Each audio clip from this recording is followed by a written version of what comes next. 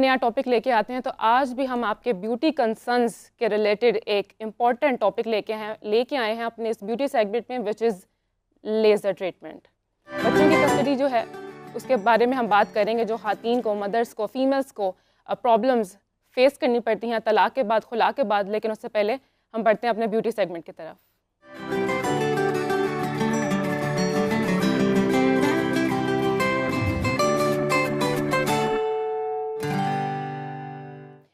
Beauty segment में हमारे साथ मौजूद हैं Minhal Javed. She is a beauty expert and aesthetic doctor. अस्सलाम वालेकुम, वेलकम टू मेरी सहेली। कैसे हैं आप? मैं ठीक, आप कैसी हैं? मिनहल, आजकल ना लेज़र लड़कियों का तो एक मेजर कंसर्न है कि करवाना चाहिए या नहीं करवाना चाहिए, हार्मफुल होता है। क्या कहेंगे इस हवाले से? लेज़र हेयर रिमूवल अभी बहुत पॉपुलर ट्रीटमेंट है। मतलब बाकी अगर आप एस्थेटिक से कंपेयर करें तो जो लेज़र ट्रीटमेंट है वो काफ़ी पॉपुलर है, बिकॉज़ हेयर रिमूवल तो बहुत कॉमन है। लेकिन इसमें यह होता है कि लोगों का अक्सर जो पॉपुलर ट्रीटमेंट जो इसके कंपैरिजन में है वो वैक्सिंग है। तो जो ऑब्वियसली क्योंकि एक्सपेंसिव है लेज़र ट्रीटमेंट, हर कोई औरत जो है वो अफोर्ड भी नहीं कर सकती, तो उसके opposite waxing, which is safe more. नहीं, वैक्सिंग का बेसिकली ये होता है कि जब आप वैक्सिंग कराते हो ना तो आपकी हेयर ग्रोथ पे डिपेंड करता है कि आपको नेक्स्ट सेशन कब चाहिए होगा। कुछ लोगों के लिए it's like 10 days, for some people it's 2 weeks, for some people it's 1 week। एक तो ये होता है कि जब आप वैक्स करते हो तो आपकी स्किन में इलास्टिसिटी बढ़ जाती है, बिकॉज स्किन खिंचती है तो वो लूज़ हो जाती है। और अगर आप फेस की वैक्स की बात करो तो आपकी स्किन विद टाइम सैगी हो जाती है। और सेकेंडली वैक्सिंग का एक बहुत बड़ा ड्रॉबैक है फॉलिकुलाइटिस, जिसको हम इनग्रोन हेयर भी कहते हैं। जब आप कंसिस्टेंटली वैक्सिंग करते हो तो कुछ बाल क्योंकि लंबे होते हैं, कुछ छोटे होते हैं, कुछ मतलब वीक होते हैं, तो कुछ टूट जाते हैं, वो फिर रिवर्स ग्रो करना शुरू कर देते हैं, जिसकी वजह से वो इनग्रोन हेयर बन जाता है। और कुछ बैक्टीरिया हमारी स्किन पे बहुत कॉमनली और बहुत ज़्यादा होते हैं, तो उससे इन्फेक्शन होती है, वो फॉलिकुलाइटिस बनता है, जिसको अक्सर लड़कियां स्ट्रॉबेरी लेग्स भी कहती हैं। तो इससे आपकी स्किन पर कोई इन्फेक्शन होने का भी खतरा होता है? से यस, क्योंकि हेयर जब वापस ग्रो करता है तो वो इनग्रोन बनता है, और अगर उसमें बैक्टीरिया इन्वेड कर जाए जो कि स्किन पे बहुत न्यूमरसली प्रेजेंट होता है तो वो इन्फेक्ट करता है उसको, तो फॉलिकुलाइटिस हो जाता है। और अक्सर इनग्रोन की वजह से लोगों की स्ट्रॉबेरी लेग्स भी बहुत कॉमन है इन पाकिस्तान। तो लेज़र में बेसिकली ये होता है, लोगों का एक कॉन्सेप्ट है रिगार्डिंग लेज़र कि ये परमानेंट हेयर रिमूवल है। It's not permanent. इसमें ये होता है 70 to 80% रिडक्शन हो जाती है आपकी, और इसमें आपका time duration between 2 session basically increases. It can increase up to 6 months, कि आपको 6 months तक कोई सेशन नहीं चाहिए। It can be up to 1 year, it can be up to 3 months, it depends. लेकिन पाकिस्तान में PCOS is very common, due to which every 3 to 4 weeks आपको session repeatedly चाहिए। तो how many sessions are required? Like basically normal, अगर एक मैं हूँ for example, मुझे चाहिए, मैं लेज़र ट्रीटमेंट के लिए जा रही हूँ, तो मुझे मैक्सिमम इन माइंड कितने सेशंस होने चाहिए? 6 to 8 तो आपको चाहिए for 60 to 70% reduction, then it's your क्या मेंटेनेंस। चांसेस हैं कि कम हो जाएंगे? कम होते हैं, डेफिनेटली होते हैं, लेकिन it depends on a lot of factors, as I told you, PCOS, thyroid, फिर प्रेगनेंसी में हार्मोनल चेंजेस होते हैं, उससे अक्सर बाल वापस आ जाते हैं। शादी के बाद हार्मोनल चेंजेस होते हैं, बाल वापस आ जाते हैं। ये सारा कुछ फिर भी गाइड यू अकॉर्डिंगली कि इन फैक्टर से आते हैं, लेकिन मेंटेनेंस डिपेंड करती है कि आपको कब लेनी पड़ेगी। लेकिन 6 to 8 सेशंस में मोर देन 80% फीमेल्स को रिजल्ट्स आते हैं। 60 to 70% रिडक्शन फॉर श्योर होती है। लेकिन जो लेज़र जब करवा लेते हैं तो क्या उसके बाद हम स्किन पर वैक्सिंग कर सकते हैं? अगर आप वैक्सिंग करते हो देन अगेन आप उसके साइकिल को डिस्टर्ब कर रहे हो, क्योंकि लेज़र का अपना साइकिल होता है, वैक्सिंग का अपना होता है। लेज़र में बेसिकली आप फॉलिकल को बर्न कर रहे हो, वैक्सिंग में आप उसको प्लक आउट कर रहे हो। तो इसलिए when we start on you on laser, तो फिर हम आपको मना कर देते हैं दैट ट्वीजिंग, प्लकिंग, वैक्सिंग ये आपने नहीं लेकिन इशू तो सेम रहता है ना, हमने लेज़र कराया लेकिन फिर भी बाल आ रहे हैं, तो फिर लड़कियां वैक्सिंग करवा रही हैं। नहीं, कम आते हैं और पैची ग्रोथ आती है शुरू में। कई पैचेस में बाल आफ्टर 1 सेशन ही चले जाते हैं। अच्छा, लेज़र के प्रोज एंड कॉन्स क्या हैं? लेज़र के फ़ायदे तो बहुत ज़्यादा हैं, क्योंकि इससे आपका हेयर रिमूवल होता है। अब तो ऐसे लेज़र्स आ गए हैं जिनसे आपकी पिगमेंटेशन भी कम होती है। इवन इंटीमेट एरियाज़ में अक्सर जो पिगमेंटेशन होती है वो भी कम हो जाती है।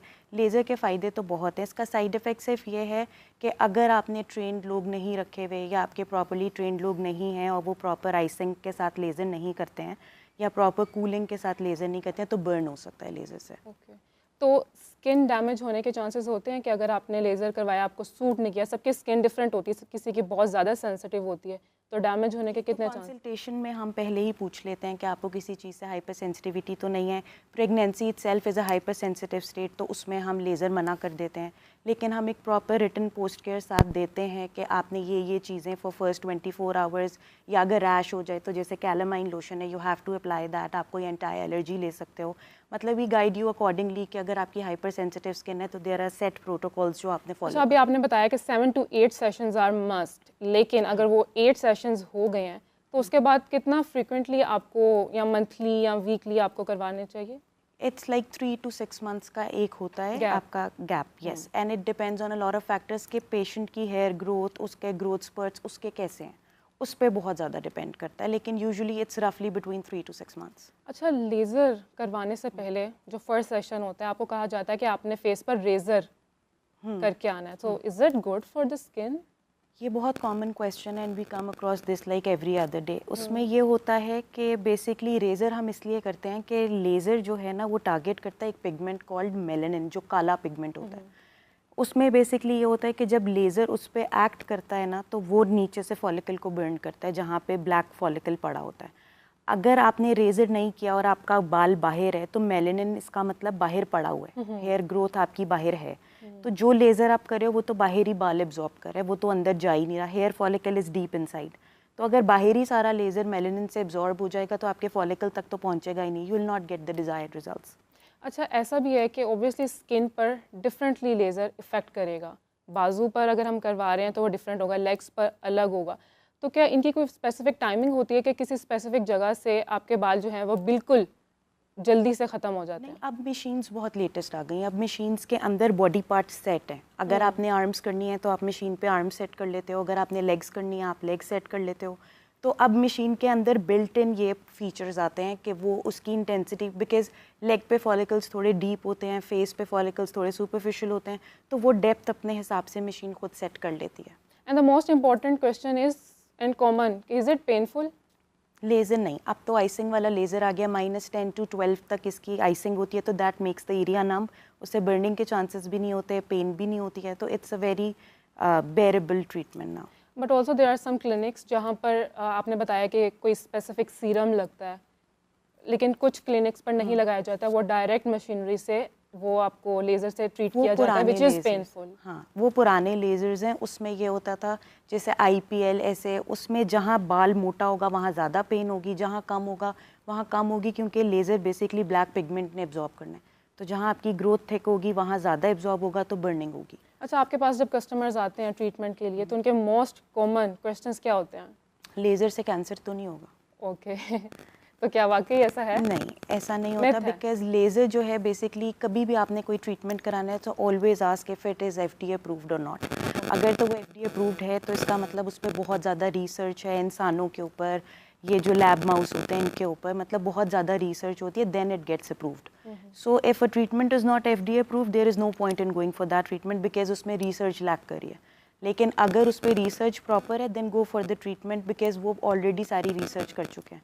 So we tell them that if you're getting a treatment done, always ask if it's FDA approved or not. अच्छा, वो लड़कियां या वो लोग जो लेज़र नहीं करवा सकते, तो क्या वैक्सिंग और थ्रेडिंग और स्किन पर रेज़र यूज़ करना, is it okay? Waxing for the short period of time तो इट्स फाइन, लेकिन जब आप लॉन्ग टर्म देखो तो जैसे स्किन सैगिनेस होती है, आपकी स्ट्रॉबेरी लेग्स डेवलप हो जाती हैं, फॉलिकुलाइटिस हो जाता है, अक्सर इनग्रोन भी इन्फेक्ट हो जाता है जिसको हम फॉलिकुलाइटिस कहते हैं, ये लॉन्ग टर्म कॉम्प्लिकेशंस है। शॉर्ट टर्म में तो आपको ऐसा सच कुछ नज़र नहीं आता, but when you cross your 35 तो आपको फिर स्किन सैगिनेस और ये इश्यूज फिर आपको नज़र आते हैं। अच्छा, समटाइम्स मैंने यूजुअली देखा भी है कि जो खातीन हैं वो स्किन पर थ्रेडिंग करती हैं, I mean like their cheek part, which is उसके बाद जो है वो उनमें पिगमेंटेशन बहुत स्वे रहती है और वो कहते हैं ना कि खड्डे हो जाते हैं, तो threading is good for skin? Threading का बेसिकली ये होता है कि देन अगेन आप उसको प्लग करे हो, आप उसको निकाल रहे हो तो विद टाइम आपका फॉलिकल थोड़ा मोटा भी हो जाता है, जिसकी वजह से वो पोर्स नज़र आने लग जाते हैं। तो लोगों को ये होता है विद टाइम, हम थ्रेडिंग कराते थे तब हमारी दाढ़ी नहीं थी, अब हमारी दाढ़ी आ गई है, वो ये चीज़ होती है। लेज़र में ये मोटा बाल है, पतला बाल है, जैसा भी बाल है मशीन विल टारगेट, बिकॉज अब तो ट्रिपल वेवलेंथ लेज़र आ गए हैं जो मोटे बाल, पतले बाल, एवरी काइंड ऑफ हेयर देखा हुआ। अच्छा, समटाइम्स वैक्सिंग और थ्रेडिंग करने के बाद जो आपकी स्किन है ना वो डार्क हो जाती है कॉन्टीन्यूसली, अगर वीक टू वीक करेंगे तो ऑब्वियसली वो एक स्पेसिफिक कलर जो है वो आ जाता है, डार्क हो जाती है। तो क्या लेज़र से कोई इफेक्ट पड़ता है, आपकी स्किन बेहतर रहती है या लाइट हो जाती है? अब तो एक लेज़र की वेवलेंथ होती है Nd:YAG, जो बेसिकली स्किन लाइटनिंग लेज़र भी है, तो वो अब बेसिकली लेज़र्स के अंदर बिल्ट इन आ रहा है। तो उसकी वजह से जब आप लेज़र कराते हो तो आपकी पिगमेंटेशन भी कम होती है, इवन इंटीमेट एरियाज़ की। अक्सर लोगों के जो म्यूकोजल सरफेस या लिप्स होते हैं, इसके पास पिगमेंटेशन होती है, वो काफ़ी कम हो जाती है, बिकॉज इसमें एक वेवलेंथ है जो कि बेसिकली ब्लीचिंग एजेंट की तरह काम करता तो एक सेशन कितने मिनट्स का होता है? फेस का फेस का obviously। अगर फेस का है तो it hardly takes 15 to 20 minutes, because अक्सर लोगों को रेज़र से थोड़ी हेजिटेशन होती है, तो फिर वो कहते हैं रेज़र आप कर दो, फिर we apply aloe vera after razor because skin irritate हुई होती है, then we do the laser.